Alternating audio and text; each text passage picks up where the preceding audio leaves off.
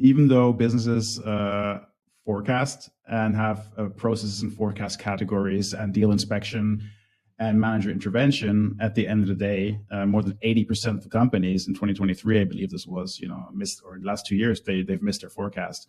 That really has to do with, I think reps really want to forecast something because deal reviews are really uncomfortable if you don't have anything in there. You don't want to sandbag it either, so you're probably overconfident. And that overconfidence is reflected potentially also in the CRM data, where either there's the wrong data logged or there's no data at all, it's incomplete.